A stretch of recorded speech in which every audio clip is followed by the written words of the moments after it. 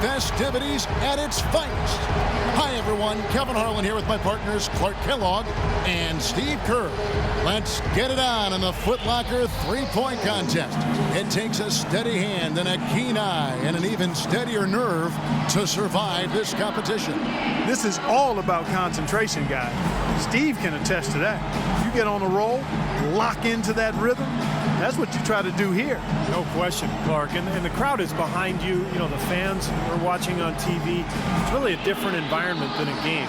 But if you can find the groove, find your rhythm, it really is a fun event and a chance for guys to show their shooting strokes. So it'll be Kyrie Irving here. He has 60 seconds to make as many shots from behind the arc as he can. And there are 25 balls total, 5 racks with 5 balls in each of them. And of course, the last ball of every rack is the money ball, counting for double. And guys, by my math, that adds up to a maximum of 30 points, which has never been done. But who knows? We'll see if one of these guys can get on an unprecedented roll. 2 of 2 on the money ball. 8 points. He's got 9. Money ball, no good. 11 on the board. He's got 12. Just 2 points there. He won't be happy with that. Misses for the 4th straight time. That's 13. He scores 13 points in the round. Well, a very respectable performance from him there, guys. I thought he had his stroke working pretty well for him. I mean, what do you think about that, Steve? Yeah, solid shooting. He looked very confident. You know, it never became one of those lights out rounds that it could have been. But all in all, I think he's got to be pretty happy. And here we go with Kyle Korver. Kyle Korver, a terrific three-point shooter. Led the league in three-pointers made in 2005 with 226 of them. You know, he was born in California, raised in Iowa. His mom was a great basketball player. Excellent factoid. Again from you, Kevin. 3 down. 4 points. He's got 5. That's 3 racks in a row now that have given him fits. 6. He's up to 7. He's got 8. Nice finish. Well done.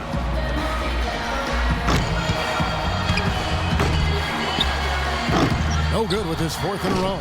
He closes out the round with 8 points. Well, I didn't expect that score to be as low as it was. What about you guys? Yeah, when he got to that final rack, you know, he really came off the rails. You're hoping to take a couple of points at the very minimum from that rack, but he didn't get a single one. So it's J.J. Redick ready to go. Fellas, 25 shots in 60 seconds, that's a lot. One of the hard things, I'm sure, is staying focused all the way through that 25th shot. Yeah, and in your head, Clark, you start counting the seconds and you think, oh man, I'm not going to finish the round, and then you start rushing things. So it really is a balance between being quick but also being focused and allowing yourself to take the shot. Nice stretch here for Redick. 2nd place. 11 on the board. He's got 12. That ties him for the top spot in this round, guys. And that is the best score of the qualifying round. He's got 16. He finds himself at 16 points at the end of the round. That was a nice piece of shooting we saw from him out there. Kevin, I think he'd be real pleased with that score. I mean, it can always be a little bit higher, but that was plenty good. Yeah, I agree, Clark. He's probably happy with it, not ecstatic, but, you know, he did his job and put up a pretty good number. So it's Trevor Ariza ready to go. In the history of this event, I think one moment that anyone who saw it remembers was Craig Hodges hitting his first 19 shots in the semifinal round back in 1991. Yeah, that was unbelievable, Clark. Probably the greatest display of shooting that I've ever seen. And I'll tell you what, Hodges did a lot of amazing things in the three-point contest. He won it 3 times during the 90s. One more to stay alive. A 3-point rack for him right there. 10 points on the board. Now with 11. He's got 12. One rack left. He's tied for second. Good momentum here to close it out. He finds himself at 16 points at the end of the round. I'd say a solid showing from him. Well, we all know how important the money balls are in this event, and he hit 4 out of 5 of them. That's very good work. So it'll be Paul Pierce here. You know, Paul Pierce, because he's such an outstanding scorer, is one of those guys who you don't really think of as being a three-point shooter, even though he takes his fair share every season. I mean, mostly because he creates a lot of his own chances and looks with that nice step-back dribble of his. And he's fearless. Yeah, he is that. It's all about establishing a rhythm early on and then keeping it going throughout the round. Am I right, Steve? Oh, yeah, for sure. If you get off to a slow start in this competition, Clark, you're in big trouble because the clock starts to tick. You start to panic a little bit. You start to rush. You really need to find that groove early, and then you can gain your confidence and let it roll. 5 more points to stay in it. Not fun. His 5th consecutive miss. This is trouble. He needs 3 more points.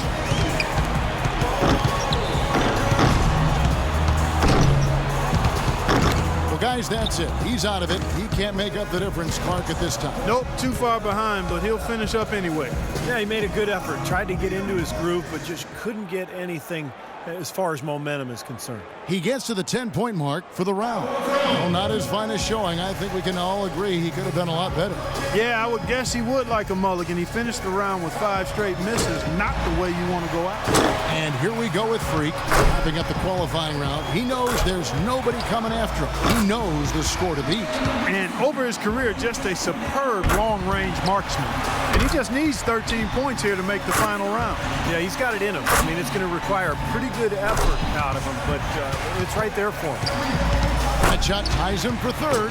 Now in 3rd. This is getting ridiculous. That's 13 straight.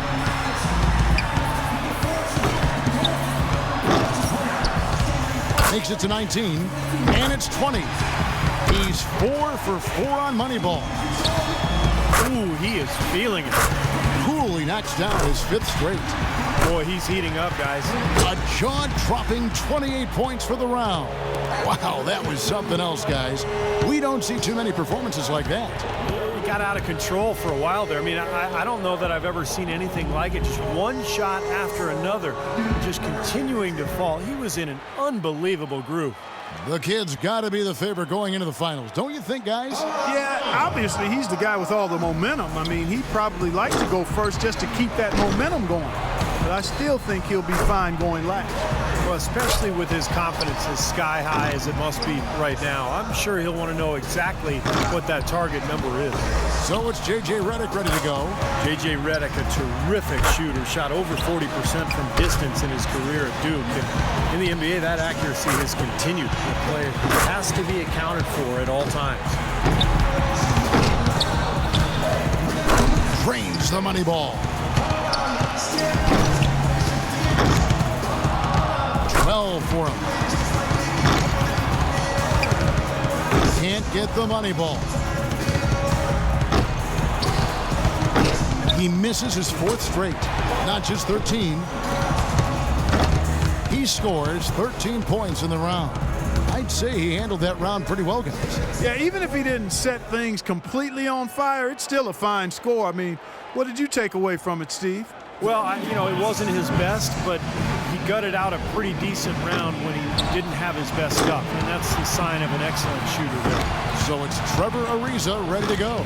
There's no time to waste in this competition. The clock is ticking, and it's ticking fast. But as a shooter, you don't want to keep peeking at the clock in between shots. I mean, you almost have to keep time in your head, but really most of these players have practiced at home before this competition, so they have a decent idea of what's ahead. 8 more points for him to tie it up. 6. Moneyball, no good. 6 points more, and it's tied.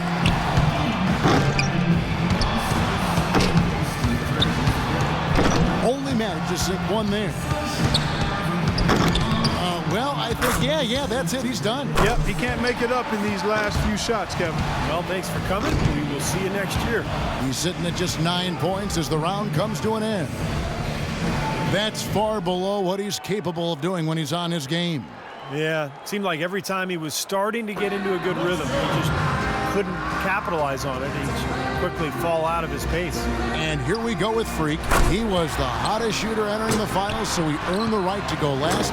And he knows exactly what the target is. Your memory has to be very short in this format, like less than a second. You have to put every miss right behind you. Forget about it. Yeah, because one miss can easily turn into 2 and then 3. And then you start racing because you're worried about the clock. And before you know it, you're pretty much out of it. 3 more points to win. He's got 12. That'll do it. That's good. You're looking at the winner right there, folks. The rest is gravy. Masterful performance. Boy, I love the flow, the confidence he's shown here, and the fans loving it too. 3 of 4 on money balls. Pushes it to 18. Feeling it. That's 5 straight. He's getting on a roll. Yep, powering to the finish. Couldn't finish it off, but still put up an impressive number. He's all the way up there at 23 points. What an unbelievable round. Right away you could tell it was going to be special. I think things are so much easier when a shooter gets off to a good start, and he certainly did that. And that puts an end to the Foot Locker 3-point contest. It couldn't have gone any better for this year's outstanding champion, the Kid. It was a great event. There's always so much excitement packed into the 3-point contest. Yeah, no question, Clark. Those were some real theatrics we saw out there today. And the drama, the excitement, this year's 3-point